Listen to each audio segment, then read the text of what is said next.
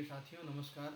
मैं हूं आचार्य श्रीधर खंडल और आप देख रहे हैं नक्षत्रवेद.com का यूट्यूब चैनल।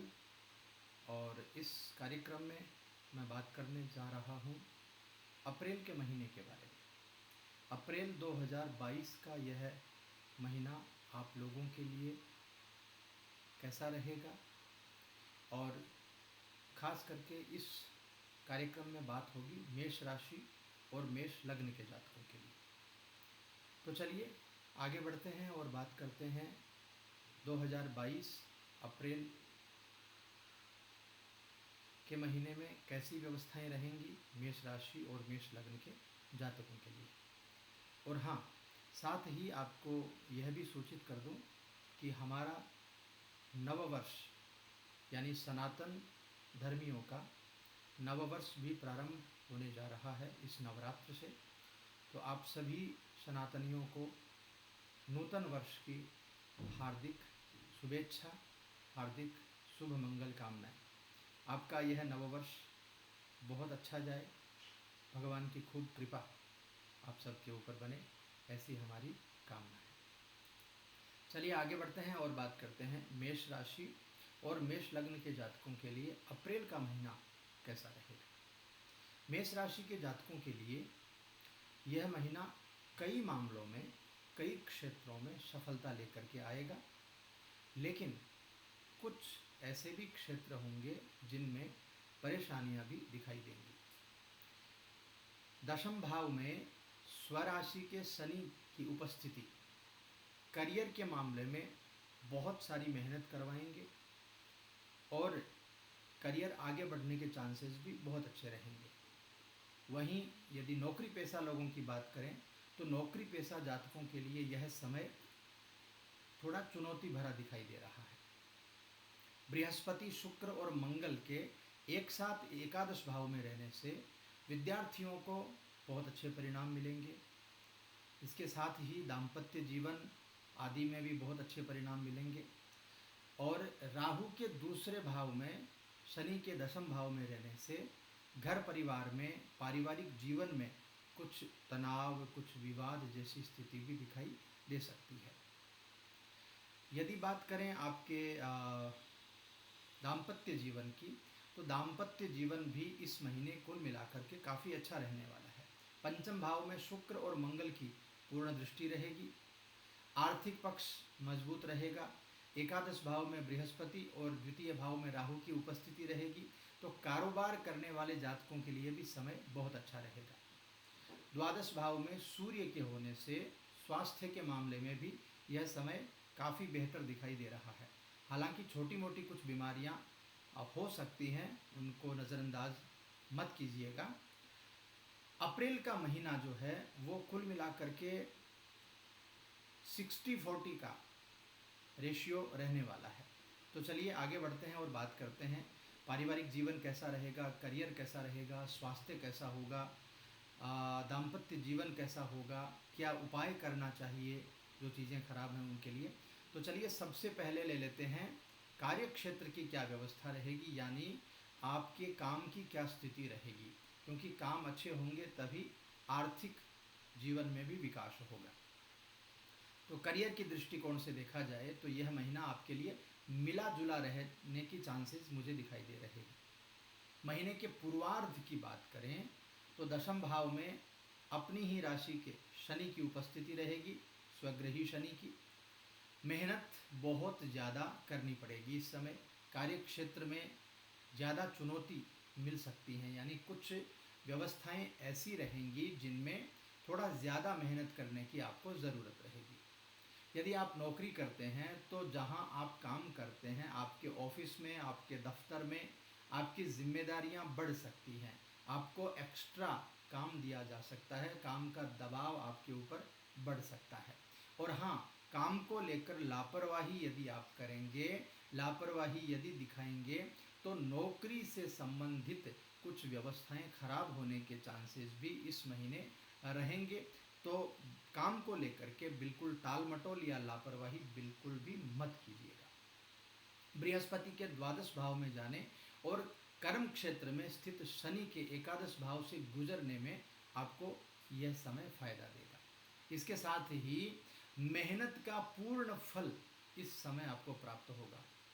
सरकारी क्षेत्र से यदि आप जुड़े हुए हैं, सरकारी क्षेत्र में यदि आप काम कर रहे हैं, तो इस समय आपकी पदोन्नति हो सकती है, आपको इंक्रीमेंट मिल सकता है।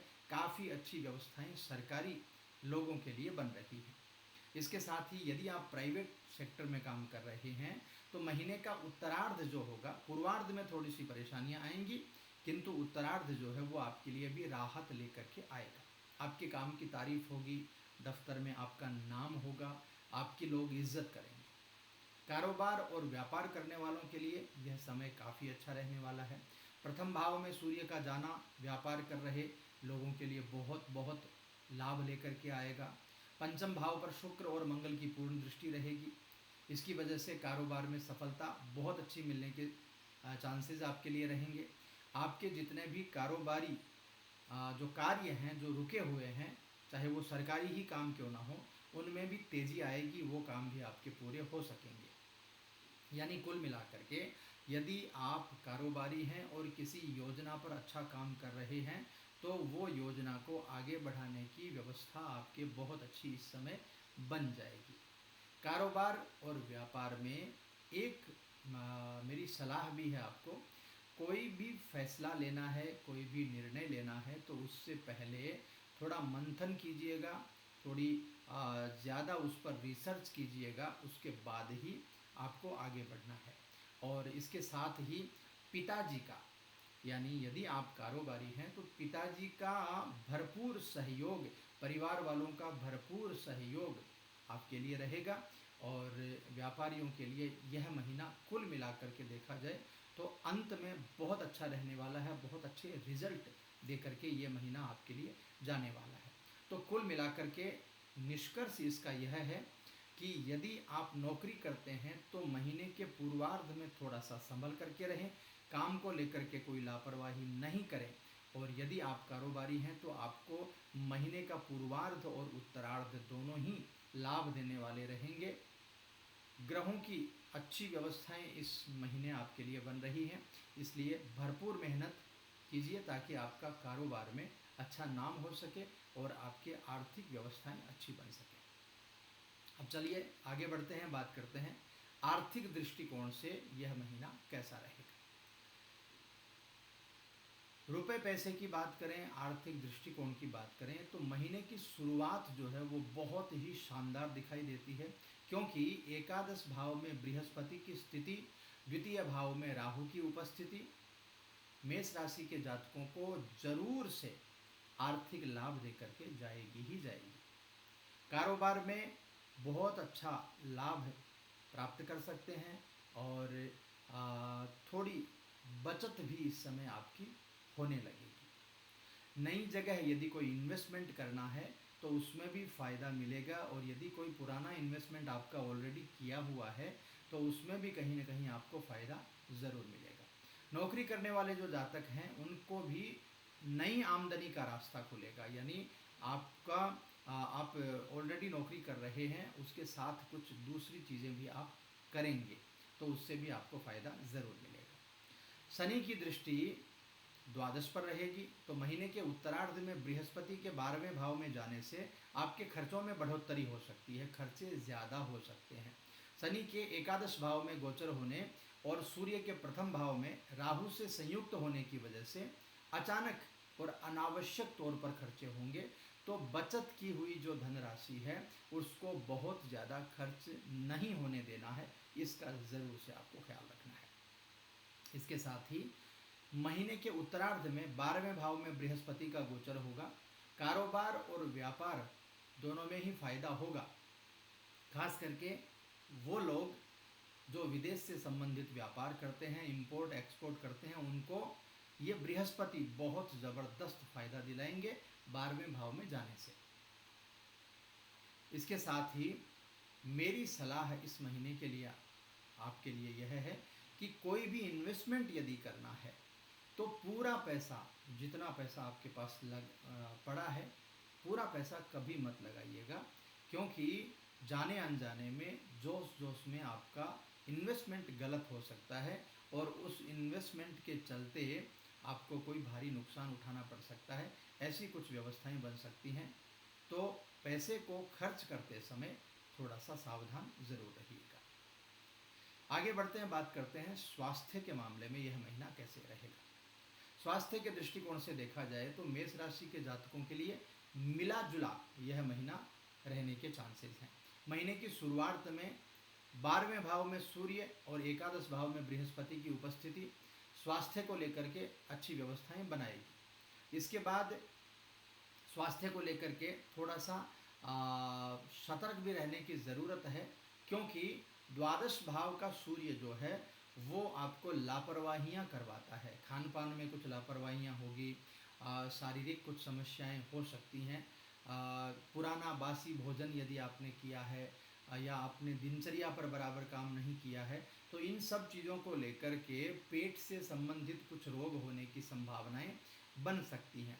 इसके बाद महीने के उत्तरार्ध में जब द्वादश में बृहस्पति का गोचर होगा और प्रथम भाव में राहु और सूर्य दोनों रहेंगे, इसके अलावा बृहस्पति की छठे भाव पर दृष्टि भी रहेगी, तो इससे क्या होगा, आपके स्वास्थ्य में सुधार भी दिखाई देगा आपको। और यदि कोई बड़ी बीमारी आपको पहले से चल रही है तो उस बीमारी में लाभ भी आपको ज़रूर मिलेगा। यानी कुल मिलाकर के कहें तो स्वास्थ्य का पलड़ा ठीक ठाक है इस महीने, कुछ ज़्यादा आपको चिंता करने की ज़रूरत नहीं है। किंतु जब तक द्वादश भाव में सूर्य का गोचर हो या 12वें भाव में जब गुरु का गोचर होगा, तब भी बुजुर्गों का ख्याल रखना है। बुजुर्गों के स्वास्थ्य को लेकर के थोड़ा सा ध्यान ज़रूर रखना है। यदि कोई भी ऐसी व्यवस्था बनती है जिससे बुजुर्गों की हेल्थ में कोई चीज़ें, कुछ ख़राब चीज़ें आपको दिखाई देती हैं, तो बुजुर्गों का ज़रूर से ख्याल करिए और डॉक्टर को ज़रूर दिखाइए। वैवाहिक जीवन से संबंधित क्या व्यवस्थाएं रहेंगी वो भी जान लेते हैं। देखिए, वैवाहिक जीवन में शुक्र और मंगल की पंचम भाव पर पूर्ण दृष्टि रहेगी। ऐसी व्यवस्था में कहीं न कहीं वाद विवाद की संभावनाएं बन सकती हैं। कुछ नए संबंध बनने के चांसेस रहेंगे। दाम्पत्य जीवन कुल मिलाकर के सुखमय रहेगा।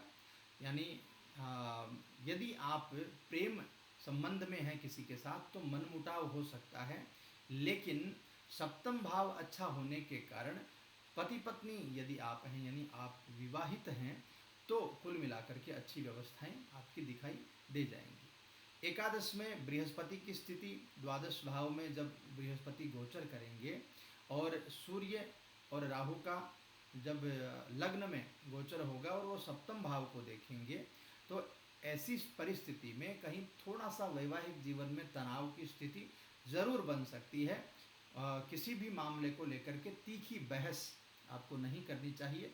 बाकी सभी चीज़ें कुल मिलाकर के आपके प्रेम जीवन के लिए भी और वैवाहिक जीवन के लिए भी अच्छी रहने के संकेत यह महीना दे रहा है। अब चलते हैं पारिवारिक जीवन की तरफ। परिवार की क्या व्यवस्थाएं रहेंगी, तो पारिवारिक जीवन की दृष्टि से थोड़ा मुश्किल भरा यह समय रह सकता है। महीने के पूर्वार्ध में राहु द्वितीय भाव में रहेगा, शनि दसम भाव में रहेंगे, तो घर परिवार में पैसों को लेकर के, इनकम को लेकर के, खर्चे को लेकर के लोगों के साथ में आपकी तीखी बहस हो सकती है। बड़े बुजुर्गों से भी कहा सुनी हो सकती है। तो थोड़ा सा शांत रह करके इस समय को निकालने की कोशिश करिएगा।